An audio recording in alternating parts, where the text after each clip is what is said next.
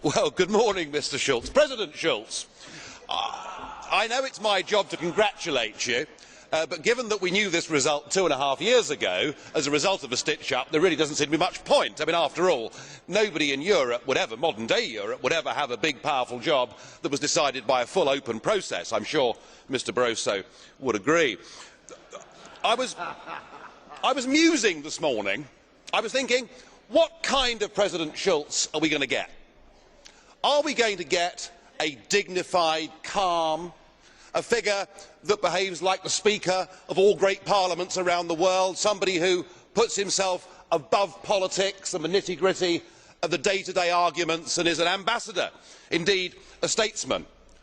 Or are we going to get the Martin Schulz we've got to know since 2004 as leader of the Socialist Group? You know the one I mean: snarling, angry, unable to control his temper, intolerant of anybody with an alternative point of view, somebody who is contemptuous when in free referendums people have the temerity to vote no, somebody who is anti-British to his fingertips and doesn't like free markets. I was wondering which one would we get. Well, your opening speech has settled that question for me, and it's pretty clear we're going to have 2.5 years of political fanaticism from the chair.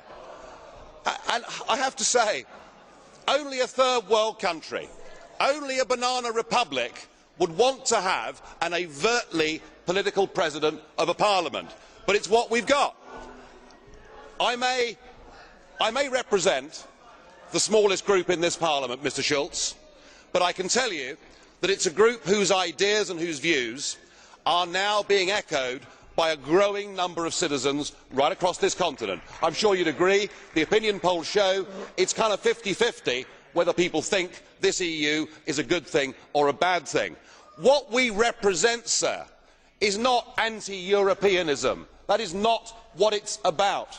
We believe in nation-state democracy. We want a Europe of trade.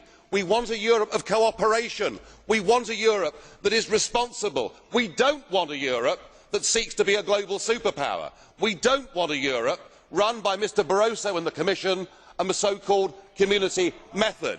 And I will do my very best to provide political opposition to your presidency over the course of the next 2.5 years, and I hope you give us a fair hearing. Thank you. Before we return to this room this afternoon, there is one more thing. As newly elected President of the European Parliament, those who stood against me, I have an offer for you, Mr. Deva and Mrs. Wallace.